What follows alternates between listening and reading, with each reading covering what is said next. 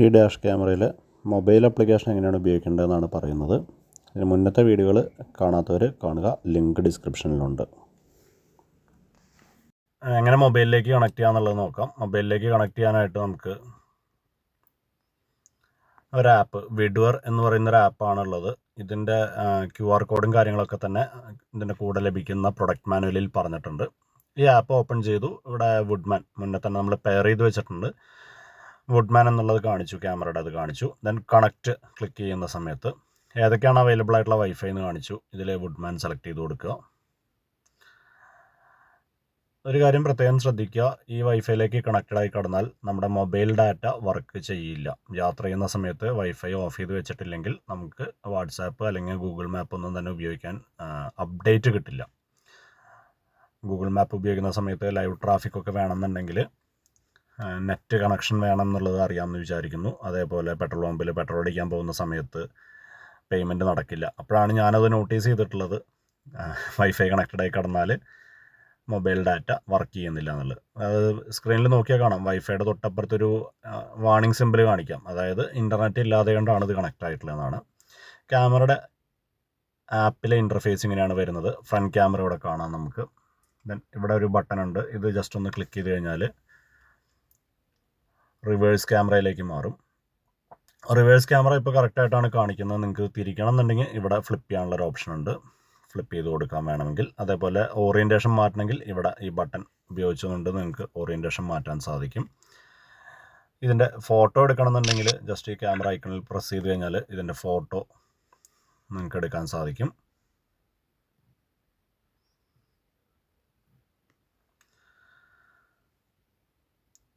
അടുത്തത് ഇതിൻ്റെ camera file എന്നുള്ളൊരു ഓപ്ഷനാണ് താഴെയുള്ളത്. അതെടുത്തു കഴിഞ്ഞാൽ എന്തൊക്കെ വിഷ്വൽസാണ് റെക്കോർഡായിട്ടുള്ളത് എന്നുള്ളത് നമുക്ക് കാണാൻ സാധിക്കും. എഫും ആറും, ഫ്രണ്ടും റിയറും, രണ്ട് ക്യാമറയുടെയും സൈസ് എത്രയുണ്ട്.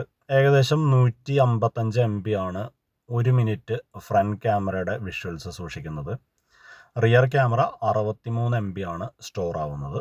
1-2 സുഹൃത്തുക്കൾ മുന്നേ ഈ ക്യാമറ ഉപയോഗിച്ചിട്ടുണ്ടായിരുന്നു. അവർ മെമ്മറി കാർഡിന് ചെറിയ പ്രശ്നം പറഞ്ഞിരുന്നു. ഞാൻ മനസ്സിലാക്കിയത് അത് ക്ലാസ് 10 മെമ്മറി കാർഡ് ഉപയോഗിച്ചില്ലെങ്കിൽ ആയിരിക്കാം ബുദ്ധിമുട്ട് വരുന്നത്.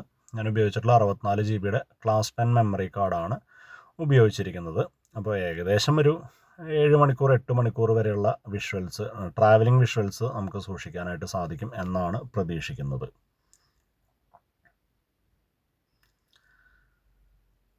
ഇനി നമ്മൾ ക്യാമറ സെറ്റിങ്സിലേക്ക് വരിക. മറ്റൊരു കാര്യം ശ്രദ്ധിക്കാനുള്ളത്, നമ്മളിത് ആപ്പ് ഉപയോഗിക്കുന്ന സമയത്ത് ക്യാമറ റെക്കോർഡിങ് നടക്കില്ല എന്നുള്ളതും ശ്രദ്ധിക്കുക. ഇനി ആപ്പിലെ ക്യാമറയുടെ സെറ്റിങ്സ് ആണ് ഇവിടെ കാണുന്നത്.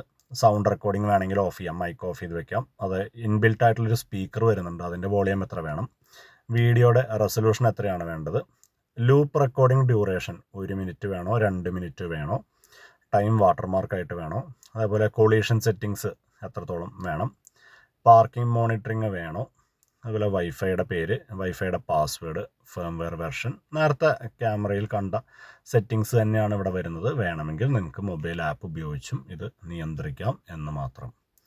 ഏറ്റവും വലിയ സൗകര്യം എന്ന് പറഞ്ഞാൽ ഇത് ഉപയോഗിച്ചുകൊണ്ട് നമുക്ക് മെമ്മറി കാർഡ് ഊരാതെ കണ്ട് ക്യാമറയിലെ വിഷ്വൽസ് മൊബൈലിലേക്ക് ഡൗൺലോഡ് ചെയ്തെടുക്കാൻ സാധിക്കും. അതാണ് ആപ്പ് ഉപയോഗിക്കുമ്പോഴുള്ള ഏറ്റവും വലിയ ഗുണമെന്ന് പറയുന്നത്.